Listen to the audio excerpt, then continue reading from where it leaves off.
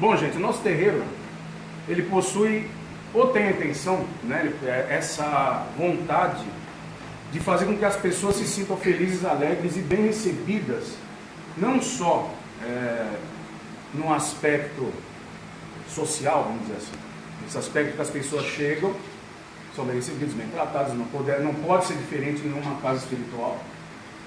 Mas a nossa casa, ela procura receber os astrais que as pessoas trazem, né? Procura receber as pátrias siderais, as pátrias astrais que cada pessoa traz para dentro do nosso templo. O que são essas pátrias astrais? São principalmente aquilo que se chama de egrégora. Egrégora forma pensamento. É um modo como nós pensamos, um modo como nós sentimos, principalmente, né? E agimos coletivamente. Um exemplo de uma egrégora, uma forma de pensamento, é quando você está no cinema, né? Todas as pessoas estão ali pensando a mesma coisa, vendo o filme, né? E essas egrégoras, elas fazem parte do quê? Das afinidades de grandes grupos de espíritos que existem aí no espaço, que existem aí no mundo astral, e a Umbanda, ela engloba todos eles. Isso significa o quê? Que, por exemplo, uma entidade que baixa ali no terreno, cuja raiz é Angola, seja uma raiz verdadeira, né? O nome é Angola, ali vai ter um astral. Esse astral é coordenado, às vezes, por um caboclo, por um encantado, por determinadas entidades que se fazem presentes naquele tempo, naquele local, e formam um grupo espiritual aonde as entidades baixam em afinidade com os médiuns que estão ali por um vínculo de amizade kármica, né? Na Umbanda é mais ou menos assim que funciona. Isso significa que caboclo, preto velho, criança, né? Os encantados que a gente conhece, como baiano, boiadeiro, marinheiro e outros espíritos que atuam dentro dos terreiros, eles são principalmente, o Exu também, né? São principalmente, antes de qualquer coisa, nossos amigos, nossos companheiros. Muitos deles são nossos mestres astrais. Ou seja, quando você desencarna, às vezes você vai para regiões onde você aprende com eles, onde você permanece em grupos de outros afins e você aprende com esses mentores. O que eu estou querendo dizer, principalmente? Eu acho que é uma coisa que as pessoas se esqueceram na Umbanda, né, e nos terreiros em geral, que ninguém manda no preto velho. Ninguém manda na criança, nem no Exu, muito menos, né? Nos encantados. Tem gente que pensa assim, eu acabou para fazer o que eu quero, né? Já vi um cidadão uma vez falar que queria fazer qualquer coisa lá e o caboclo não gostou do que ele ia fazer. Aí ele falou, fiz um trabalho lá para o caboclo enganar o caboclo para poder fazer o que eu quero, né? Uma pessoa assim, o grande problema de uma pessoa pensar assim, não é que ela está se enganando, né? Você já vê um pouco de esquizofrenia, na verdade. E o problema é a pessoa transferir e transmitir esse tipo de ideia para outras pessoas que vão acreditar nisso.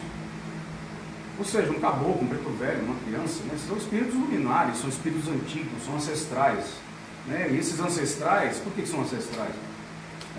Porque vieram antes de nós, né? A Umbanda é um culto dos ancestrais, mas tem uma coisa muito particular. O ancestral, ele é um ser divinizado. O ancestral, ele é um espírito que já tem uma posição definida no plano astral e no plano que eles estão. Isso significa muito principalmente que a maior parte deles não precisa encarnar mais. É como se a encarnação deles, a maior parte desses espíritos, a encarnação que sobrou de resquícios de encarnação para que eles possam cumprir, é a mediunidade que eles exercem no plano astral. É o que restou de lembrança deles. Então, essas questões de como entender os nossos próprios mentores, isso é muito complicado, é muito complexo. Por quê? Porque, em geral, algumas tradições se perderam, foram esquecidas, e outras pessoas começaram a inventar e reinventar coisas, visando o quê? Uma visão fechada, uma visão que não é evolutiva, e principalmente uma visão que atende tão somente às vontades de quem dirige esses terreiros, né? Eles não podem mais escolher o sol para peneira. Eu sou descendente, né, Um ancestral meu é o mestre Apacani, que é o Mato Silva. O Mato Silva, nos anos 50, 60, ele sempre primou pelo quê?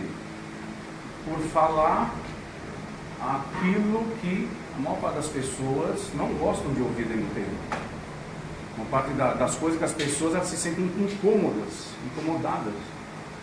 E aí a gente pensa assim, as nossas religiões, elas são tão, as religiões africanas são tão endiadas por fora, e elas também são desestabilizadas por quem é de dentro.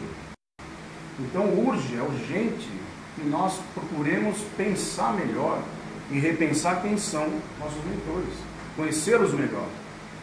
E para conhecer melhor o mentor espiritual, não é difícil. E por que não é difícil? É só você usar inteligência e bom senso. Né? Usar algo que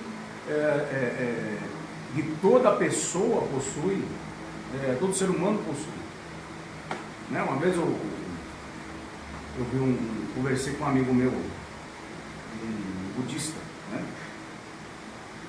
E ele falou, mas mestre do Baxanã, ele é muito calmo, mestre do Baxanã, eu vi que lá uma pessoa, um bandista. Eu falei assim, que era um sacerdote, sim, e ele está fazendo lá um trabalho para amarrar pessoas sexualmente. Eu falei, não sabia o que falar, né? Puxa, demérito, né? Que coisa. Eu falei, não, mas isso aí são algumas coisas que distorcem e tal, não sei o que. E ele falou para mim muito claramente, ele falou, como é que dá para levar a sério algo assim? Como? Vocês entendem o que eu quero dizer? Como dá para levar a sério esse tipo de conduta, esse tipo de condição? Como dá para... E não só isso, né? Outras coisas que aparentam e não são. Como, por exemplo, você trocar a ideia de conhecer determinadas coisas, como a lei de Pemba, por exemplo, ali, né? Ou receber uma túnica azul, dentro da nossa tradição, uma túnica amarela ou uma túnica de qualquer cor, que diferencia o sacerdote de quem está de branco. Só que tem pessoas, e não só na Umbanda, né? Em outros lugares, esses títulos, essas coisas que deveriam servir para você trabalhar melhor e ajudar as pessoas, você ser mais humilde, você ser mais coerente, você ser mais consciente, essas coisas servem de indução à vaidade.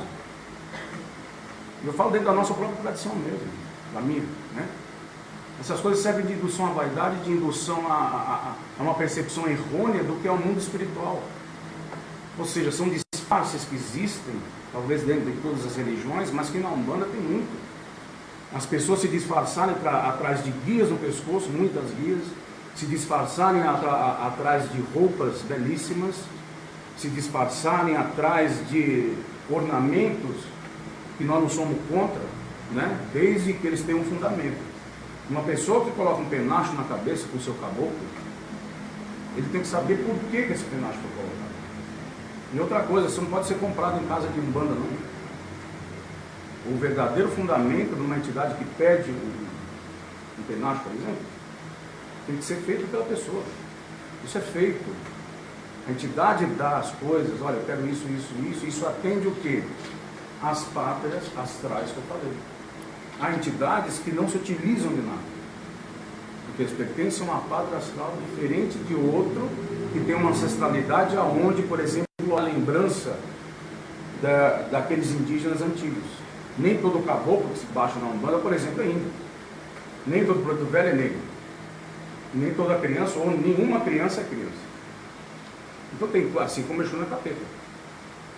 O Exu não é demônio. Então os outros também, essas figuras são figuras, caboclo, preto velho, criança, que atendem principalmente ao imaginário do nosso país.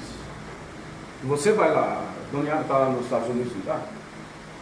Lá tem a santeria ali na costa dos Anjos, que é a mesma santeria de Cuba, muito parecida.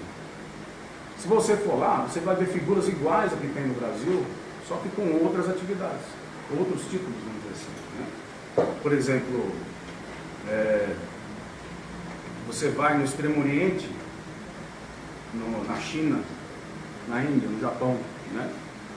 Há, há processos mediúnicos, principalmente no taoísmo popular, aonde as entidades baixam lá, os ancestrais deles baixam, igualzinhos daqui. Só que dão o nome, só que em vez do eu sou um caboclo, não, eles se apresentam como um guerreiro da tradição deles lá. Outros nomes, mas não só isso, outra identificação, mas são as mesmas mentores. O nosso preto velho aqui, para eles lá são aqueles sábios, sábio chinês, o negócio todo, né? Agora, a criança é igual lá. Isso aí, existem vídeos disso, desde o taoísmo popular, é igual. Então, aí você vê que a Umbanda é algo universal. Essa Umbanda, né, que é algo muito ancestral, muito antigo, que se manifestou no mundo inteiro. Então, essas coisas não podem ser tidas como algo leviano ou brincadeira. Uma das coisas mais sérias que existem é você colocar a mão na cabeça de uma pessoa. No caso de você ter sacerdócio. Por quê? Assim como existem as pátrias astrais que eu falei, a pessoa, qualquer um de nós, pertence a uma pátria dessa. Então você tem que saber ao lugar que você pertence, o que você é, o que você faz, o que você sabe.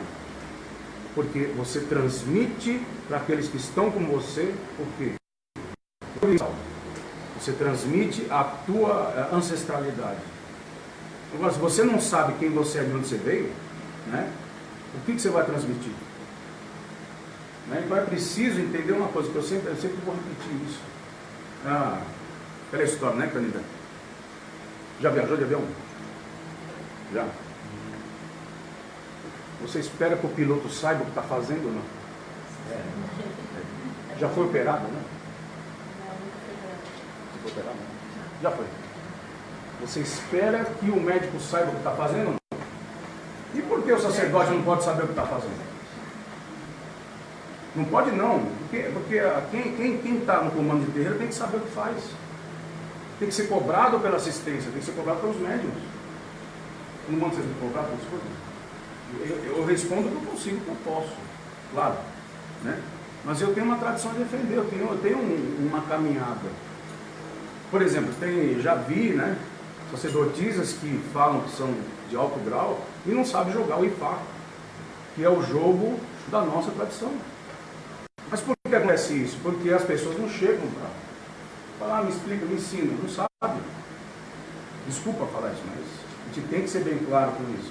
Você tem que falar e fazer o que você sabe e conhece. Você tem que ter condição de realmente ser verdadeiro dentro do terreiro. Ser verdadeiro dentro do terreiro, porque a maior parte das vezes nós não temos a condição de sermos verdadeiros na rua. Porque a sociedade não permite. E por mais que você seja verdadeiro, quase sempre você vai ser injustiçado. E o que existe é um acomodamento. Você se acomoda dentro da própria sociedade a ser algo que a sociedade quer, ou você não lidar com aquela ideia de não pertencer a alguma coisa. Porque um dos maiores males que existem hoje em dia é a falta de pertencimento. O que quer dizer isso?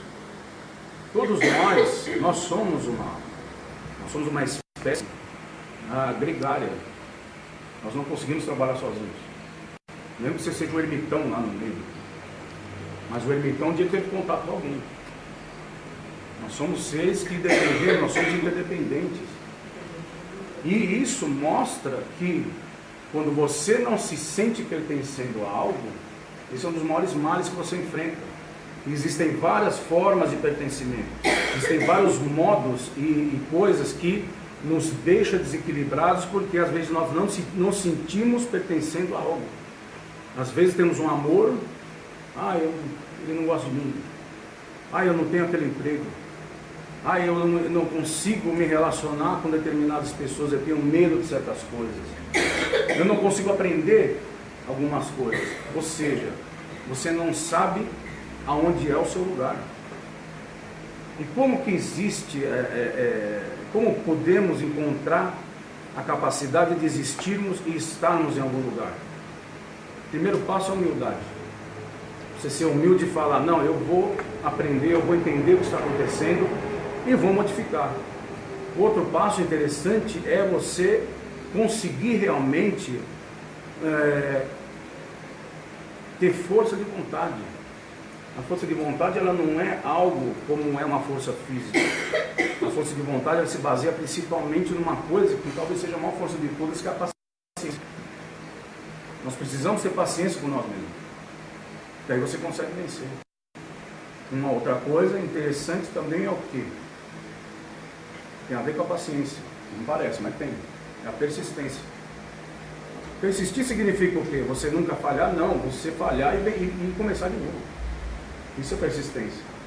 E é interessante termos uma ideia mais clara do que é o erro, do que é o problema. O problema, quando chega até nós não devemos falar, nossa, esse problema, me xinga, né? Não, você não tem que fazer assim. Você tem que agradecer o problema. Agradeça o problema por quê?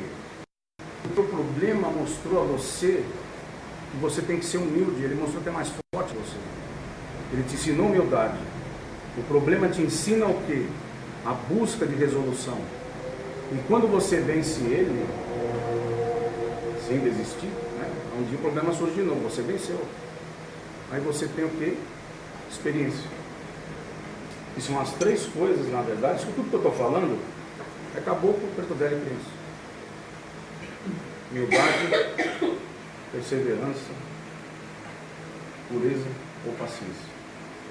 Então, a nossa casa, ela procura transmitir essas coisas. E eu sei que, né, por essas pátrias astrais que tem todas dentro da Umbanda, muita gente às vezes não consegue ou não quer receber essas palavras.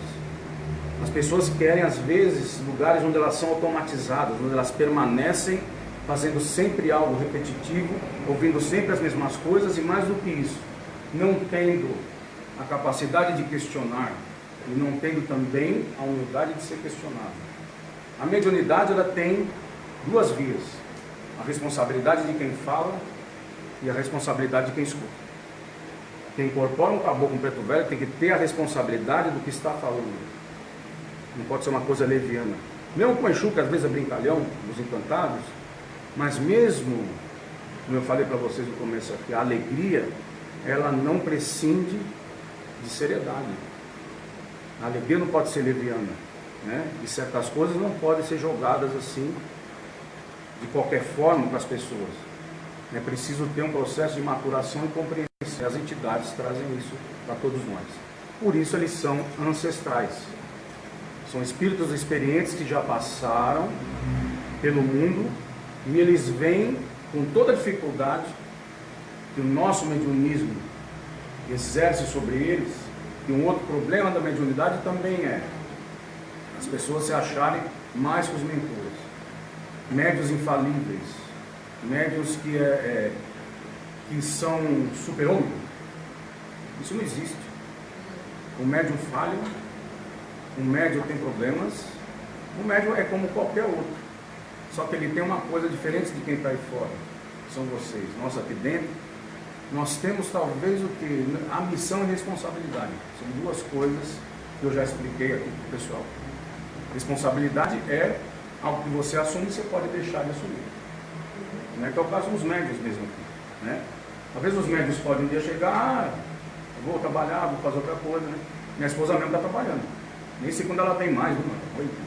Ainda bem, né? Que está aparecendo trabalho. Né? A gente é músico. A gente não, nós, né? Fala, nós somos músicos, falar certinho na internet, né? Apesar de usar o vulgus, né? Você tinha um latim vulgar e você tinha um latim clássico. E na linguagem, no português, derivou-se a linguagem popular, que é certa, e a linguagem escrita, que também é certa. A minha esposa está trabalhando segundo ela mesma agora, né? E outras pessoas, às vezes, sai do terreiro, sai mesmo. Né? E aqui eu quero esvaziar mesmo, viu? Fica quem tem força, né? Fica quem tem força, fica quem é dedicado. E eu nunca quis encher terreiro, de verdade, né? Prefiro encher os corações das pessoas, né? Porque quem está numa casa espiritual e não se permite ter o coração cheio de boas coisas, fecha o coração, mas não tem que estar na casa espiritual, certo? Outras coisas, né, interessantes que tem, por exemplo, hoje em dia, o WhatsApp, não tem? Tem o WhatsApp? No meu tempo tinha um negócio que chamava Cuenda Malembe. E quando a pessoa tem algum problema no terreiro, ela chega e pede Cuenda Malembe. Se desculpa com o astral da casa, nem o sacerdote fala mesmo, né? E bate a cabeça ali, ó, no congá. Às vezes para poder voltar, às vezes para poder sair. Hoje em dia o pessoal sai pela internet. Tô me desligando do terreiro, fala lá no WhatsApp. Mas que isso? Né? Quem faz isso nunca teve. Né? Nunca teve. Eu não estou falando nem daqui, estou falando de outros lugares que eu já vi muito isso aí. O Espírito Santo meu, né? Os mestres lá do interior lá, falaram, o cara saiu, mas ele mandou uma mensagem pelo WhatsApp, está se desligando. Meu Deus do céu. Como é que faz? Então ajuda ele pelo WhatsApp também. Né? Fala, eu preciso aprender a incorpora pelo WhatsApp, manda o vídeo. Pelo amor de Deus. Né? Então, existem coisas, regras antigas, existem coisas que pertencem à ética, que é fazer as coisas do modo correto. Certo? E aqui nós erramos, mas é importante nós termos a consciência de errarmos pelo que nós não sabemos. Né? Quando você erra pelo que você não sabe é uma coisa, quando você erra sabendo, o peso é outro. Isso vale para tudo, né? Vale para as coisas profissionais, vale para as coisas espirituais, vale para todas as coisas que regem a nossa vida. Certo, gente? Então, estendi demais, Saravá aprofunda a todos e dá início à nossa vida.